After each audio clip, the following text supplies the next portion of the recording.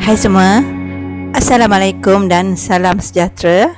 Bertemu lagi di Ayung's Kitchen. Jangan lupa subscribe, like dan share ya.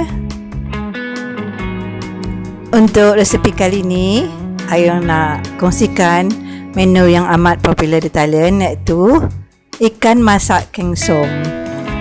Kali ini Ayung menggunakan ikan merah, tetapi kita boleh juga menggunakan lain-lain ikan yang sesuai untuk dimasak masakan ini. Masakan ini amat sedap kerana rasanya yang masam, manis, pedas, amatlah membuka selera. Jom kita mula masak. Bahan-bahannya, di sini Ayung gunakan beberapa keping isi ikan merah yang telah dilumur kunyit dan garam, setengah biji nanas yang telah Ayung potong kecil, 1 batang serai,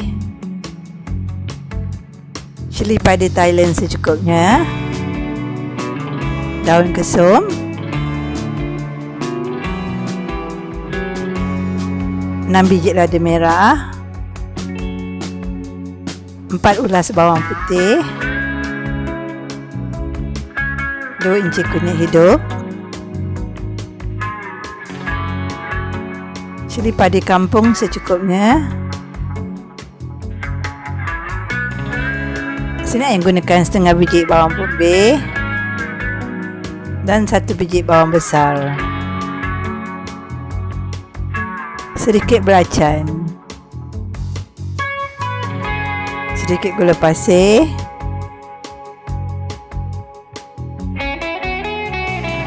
garam secukupnya, sedikit perasa, dan 1 biji limau nipis diambil airnya.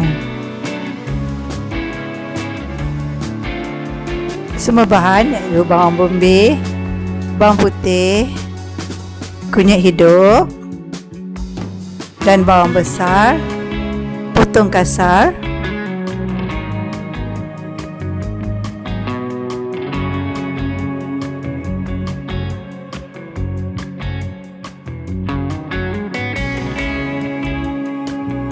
kemudian masukkan lada merah,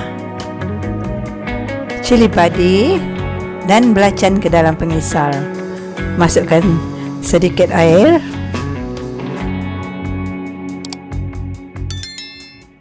serai Ayung ketuk,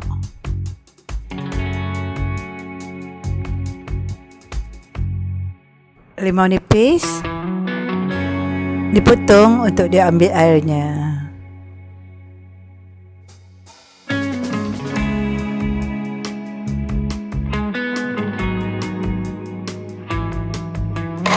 Semua bahan kita kisar halus.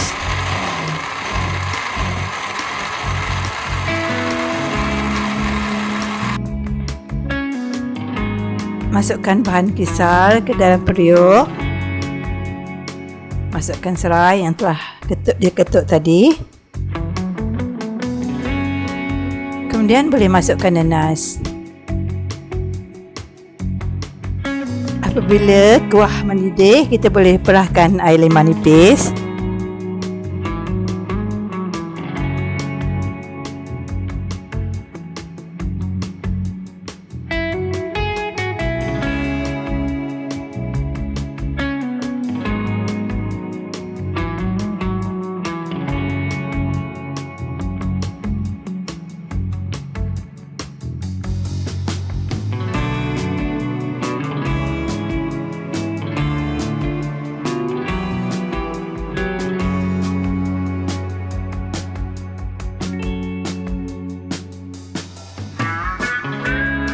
Kemudian kita boleh masukkan ikan merah.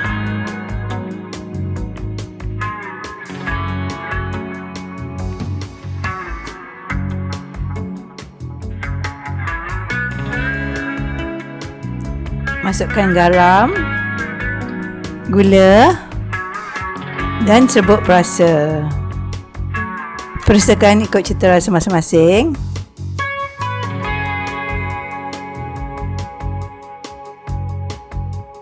Tegar rata. Masukkan cili padi Thailand untuk hiasan. Dan di sini ayah gunakan daun kesum.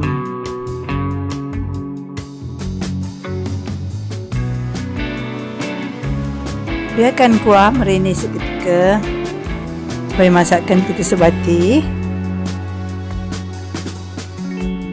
Alhamdulillah siap untuk dihidangkan dan amat sedap sekali dimakan dengan nasi panas-panas. Terima kasih kerana sudah menonton dan hingga bertemu lagi di video akan datang.